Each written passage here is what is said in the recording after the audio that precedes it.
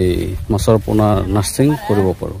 কিন্তু এতিয়া কেইদিনমান আগত হয়তো চাইছিলে যে ইয়াৰ এইটো পুখুৰীৰ পৰা আমি মাগুৰ মাছৰ ভিডিঅ' এৰিছিলোঁ, কিন্তু এতিয়া আকৌ গুলচা মাছৰ প্ৰডাকশ্যন কৰা হ'ল। মাটিত চপাই দিব লাগিব, হা, নহ'লে নুঠে।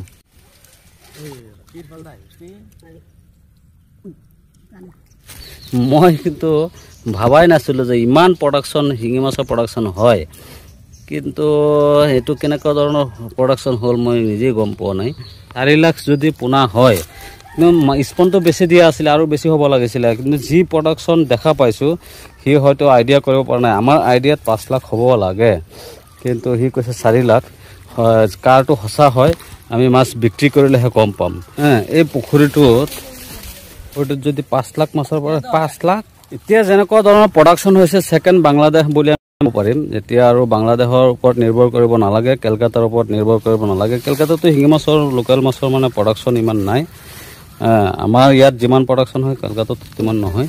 কোৱালিটিটো মেইনটেইন কৰিব ব্যৱস্থা আমি কৰিছোঁ, চেষ্টা কৰি আছোঁ, কেনেকৈ ভাল কোৱালিটি মাছ আপোনালোকক দিব পাৰোঁ। এই হেচাৰীখনত অকল লোকেল মাছৰ প্ৰডাকশ্যন হ'ব, আৰু বৰ্তমান হৈ আছে আৰু আগন্তুক দিনত হৈ থাকিব। তো হৈ গৈছে এই বিলুপ্ত হৈ যোৱা মাছৰ খালি প্ৰডাকশ্যন ইয়াত এইটো হেচাৰীত হ'ব। আপোনালোকে নিসন্দেহত আমাৰ লগত যোগাযোগ কৰি এই মাছৰ কাম কৰা শিকিব পাৰিব। কেনেকৈ ফাৰ্মিং কৰিব লাগে, কেনেকৈ মাছৰ প্ৰডাকশ্যন কৰিব লাগে, কি ইয়াৰ আঁৰত কি কি সুবিধা অসুবিধা কামবোৰ আছে, আমাৰ এই চেনেলৰ যোগতে আপোনালোকে চাব পাৰিব। আসসালামু আলাইকুম, মই ফাৰুক আব্দুল্লাহ। সকলো দৰ্শকক স্বাগতম জনাই আমাৰ আজিৰ ভিডিঅ'খন আৰম্ভ কৰিছোঁ। আজিৰ আমাৰ ভিডিঅ'খনৰ মূল টপিক হ'ব যে ইমান দিন আমি কৈ আহিছিলোঁ যে আমি গুলচা মাছৰ প্ৰডাকশ্যন কৰিম বা গুলচা মাছৰ আমি ব্ৰিডিং কৰিম। গুলচা টেঙৰা যিটো কয়, শিঙৰা মাছ, এই শিঙৰা মাছৰ প্ৰডাকশ্যন আমাৰ কৰা হৈছিলে। হোৱাৰ পিছত কি ৰিজাল্ট আহিছে, সেই ৰিজাল্টখিনি আপোনালোকক দেখাম। কিন্তু মই যেতিয়া প্ৰডাকশ্যন কৰিছিলোঁ, যেতিয়া ইনজেকশ্যন কৰিছিলোঁ, সেই ভিডিঅ'খন আপোনালোকক দেখাব পৰা নাই, হয়তো ভিডিঅ' বনোৱা নাই। এতিয়া পোনা কিমান ডাঙৰ হৈছে, পোনাখিনি আপোনালোকক দেখাম। আৰু কথাটো হৈছে কি, আমি প্ৰথমতে আমি কাৱৈ মাছৰ ব্ৰিডিং কৰিছিলোঁ, দ্বিতীয়তে শিঙি মাছৰ কৰিলোঁ, তৃতীয়তে আমি মাগুৰ মাছৰ ব্ৰিডিং কৰিলোঁ, ছাকচেছ হ'লোঁ। তাৰপিছতে আমি পাবদা মাছৰ কৰিলোঁ, ছাকচেছ হ'লোঁ। এতিয়া আমি গুলচা মাছৰ প্ৰডাকশ্যন কৰি আমি ছাকচেছ হৈছোঁ অলৰেডি। কথাটো হৈছে কি, আমি এই লাহে লাহে যদি ক্ৰমান্বয়ে যদি আমি বছৰে বছৰে এটা দুটা প্ৰজাতি আমি বঢ়াই লৈ যাওঁ, মানে কৃত্ৰিম প্ৰজননৰ প্ৰক্ৰিয়াৰে আমি মাজেৰে লৈ যাওঁ, তেতিয়াহ'লে কি হ'ব, লাহে লাহে থলুৱা মাছ যিখিনি আছে সেইখিনি মাছ আমি বিলুপ্তৰ পথৰ পৰা আমি ঘূৰাই আনিব পাৰিম, সক্ষম হ'ম।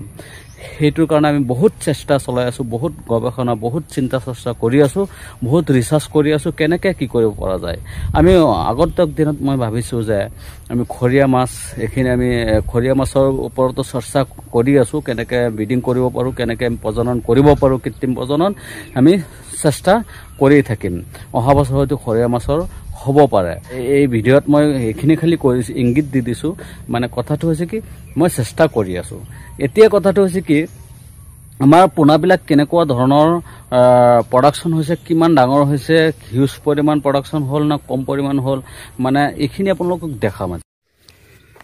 এতিয়া আমি গৈ আছোঁ পুখুৰীলৈ, মানে যিখন পুখুৰীত মানে শিঙি মাছৰ যিখন পুখুৰীত নেকি গুলচা মাছৰ স্পন এৰা হৈছিলে। ধৰি লওক এসপ্তাহমান হ'ব, এসপ্তাহমানত কিমান গ্ৰথ আহিছে আমি আপোনালোকক দেখাম। এতিয়া উঠাবলৈ দিম, মানে এটা নেটিং কৰিব দিম। আৰু আমাৰ লেট হৈছে, ইমান দিন লেট হ'ল, মেইন কাৰণটো হৈছে কি যে বুৰ্ডাৰ নাছিলে আমাৰ হাতত, কিন্তু বুৰ্ডাৰ নাছিলে। বুৰ্ডাৰ কম পৰিমাণ থকাৰ কাৰণে কৰিব পৰা নাছিলোঁ। বুৰ্ডাৰখিনি মানে পুখুৰীত আছিলেই, কিন্তু বুৰ্ডাৰ কম পৰিমাণ থকাৰ কাৰণে উঠাব পৰা নাছিলোঁ। নেটত নাহে, নেটিং কৰিলে জাল টানিলে উঠাব নোৱাৰোঁ। সেইবিলাক সমস্যাৰ কাৰণে আমি কৰিব পৰা নাছিলোঁ, নহ'লে আমি প্ৰথমতে কৰিব পাৰিলোঁ হয়। কিন্তু এতিয়া পুখুৰী সিঁচি মেলি ধৰি তাৰপিছতহে আমি প্ৰডাকশ্যন কৰিছিলোঁ। আমি বছৰত এটা পুখুৰীৰ পৰা 4বাৰ 5বাৰকৈ আমি প্ৰডাকশ্যন ল'ব পাৰোঁ, মানে এই মাছৰ পোনা নাৰ্ছিং কৰিব পাৰোঁ। কিন্তু এতিয়া কেইদিনমান আগত হয়তো চাইছিলে যে এইটো পুখুৰীৰ পৰা আমি মাগুৰ মাছৰ ভিডিঅ' এৰিছিলোঁ, কিন্তু এতিয়া আকৌ গুলচা মাছৰ প্ৰডাকশ্যন কৰা হ'ল মাটিত চপাই দিব লাগিব হে নহ'লে নুঠে আজিৰ ভিডিঅ'খন হৈছে বহুত এটা ইম্পৰ্টেণ্ট ভিডিঅ' হৈছে এই ভিডিঅ'খন মানে যদি আপোনালোকে চাইছে ভাল পাইছে তেতিয়াহ'লে আমাৰ চেনেলখন লাইক ছাবস্ক্ৰাইব শ্বেয়াৰ সকলোখিনি কৰি ৰাখিব তেতিয়াহে আৰু নিত্য নতুন ভিডিঅ'বিলাক যেতিয়া নেকি আপলোড কৰিম আমি আপুনি সবৰ আগতে পাই যাব চাইছে পুনাৰ চাইজ মানে এসপ্তাহ আজি এসপ্তাহ হৈছে না বেছি হ'ব বেছি হোৱা নাই এসপ্তাহ হৈছে এসপ্তাহত চাইজ প্ৰায় আপোনাৰ হাফ ইঞ্চি কেঞ্চি ওচৰা ওচৰি হৈ গৈছে কেইটামান হাফ ইঞ্চি ধৰি লওক আৰু এভাৰেজ আধা ইঞ্চিমান হৈ গৈছে চাওক পুনাৰ এক্টিভেট ইমান ধুনীয়া মাছ আপোনাৰ পূৰা ৰঙা হৈ আছে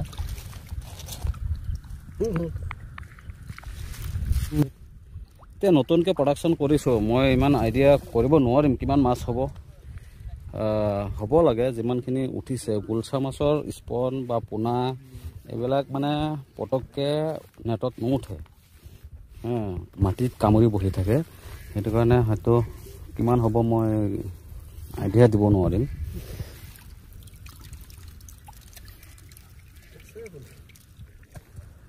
সব ফালে আছে যোনফালে যায় সব ফালে আছে এই পোনাসমূহ ধৰক আৰু এসপ্তাহ পিছৰ পৰা আমি ডেলিভাৰী দিব পাৰিম ডেলিভাৰী হৈ যাব এইখন পুখুৰীত শিঙি মাছৰ স্পন দিয়া হৈছে এই পুখুৰীত স্পনটো দিয়া আজি 3 দিন হ'ল না 4 দিন হ'ল 4 দিন আজি 4 দিন হ'ল এই যে পুখুৰীখন দেখা পাইছে এখন পুখুৰীত যে আমি স্পন পেলাইছিলোঁ স্পন পেলোৱাৰ পিছত কমচে কম আমাৰ আইডিয়া যেটো হয় প্ৰায় 50,000 পৰা 60,000 মাছ আমাৰ বিক্ৰী হৈ গৈছে এই পুখুৰীৰ পৰা এই সৰু থাকোতে বিক্ৰী হৈ গৈছে আৰু ইয়াত কমচে কম আৰু 1.5 লাখ মাছ হ'ব লাগে আমি আশা কৰোঁ এই সৰু এটা পুখুৰী চাইছেনে ইমান ডাঙৰ নহয় সৰু পুখুৰী এটোত মাটি বেছিতকৈ বেছি আপোনাৰ 1.5 কঠামান হ'ব পাৰে 1.5 কঠা পুখুৰীত যদি 2 লাখ মাছৰ প্ৰডাকশ্যন হয় চিন্তা কৰি চাওক 1 বিঘা পুখুৰীত কিমান হ'ব পাৰে 1 বিঘা পুখুৰীত কমসে কম 5 লাখ 6 লাখ 7 লাখ মাছ হোৱা সম্ভৱ আমাৰ এইখন পুখুৰীত মাগুৰ মাছ আছে মাগুৰ মাছৰ যেটো বুঢ়াৰ অহা বছৰ হ'ব অহা বছৰ যেটো মাছৰ ব্ৰিডিং কৰিম এই বুঢ়াৰখিনি আমি এইখন পুখুৰীত আমি ৰাখিছোঁ অহা বছৰ ব্ৰিডিং কৰিম ইয়াৰ পৰা ইয়াত শিঙি মাছও আছে পাভ মাছ কম আছে শিঙি মাছ আৰু মাগুৰ মাছ বেছিকৈ আছে আৰু বেলেগ পুখুৰী আছে বুঢ়াৰত য'ত নেকি আমি বুঢ়াৰ মাছবিলাক সংৰক্ষণ কৰি ৰাখিছোঁ মানে প্ৰতিপালন কৰি আছোঁ এইবিলাক মাছ আমি অহা বছৰলৈ প্ৰস্তুত কৰি আছোঁ চাওক কিমানখিনি পোনা উঠিছে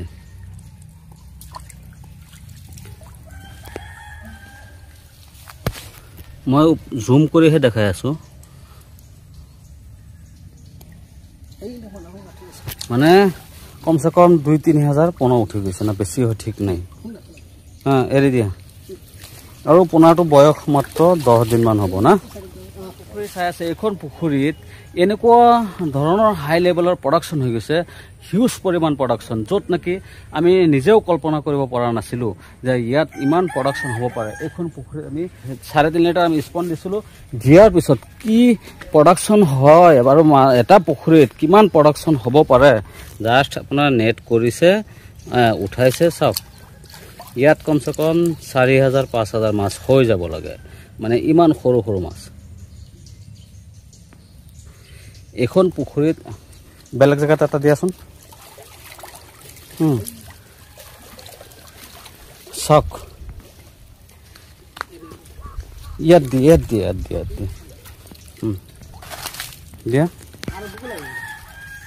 চাওক কিমান ওচৰৰ পৰা দিছে হা ইমান দূৰৰ পৰা দিয়া নাই খালি জাষ্ট ওপৰত দি চালা ইমান মাছ উঠে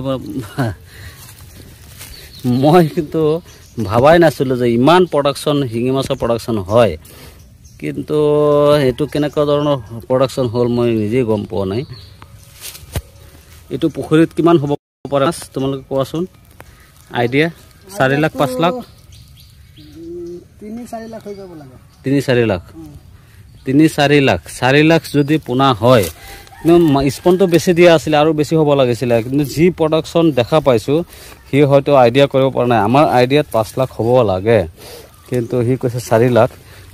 কাৰটো সঁচা হয়, আমি মাছ বিক্ৰী কৰিলেহে গম পাম, এইটো এতিয়া গম নাপাম। অকণমান মাজত এটা দিয়াচোন। এই পুখুৰীটোৰ মাটি হ'ব 3 কঠা 3.5 কঠা, ইয়াৰ ওপৰত নহয়, 3 কঠা 3.5 কঠাই হ'ব। এই পুখুৰীটোত যদি 5 লাখ মাছৰ পৰা 5 লাখ, এতিয়া যি মাছ উঠিছে,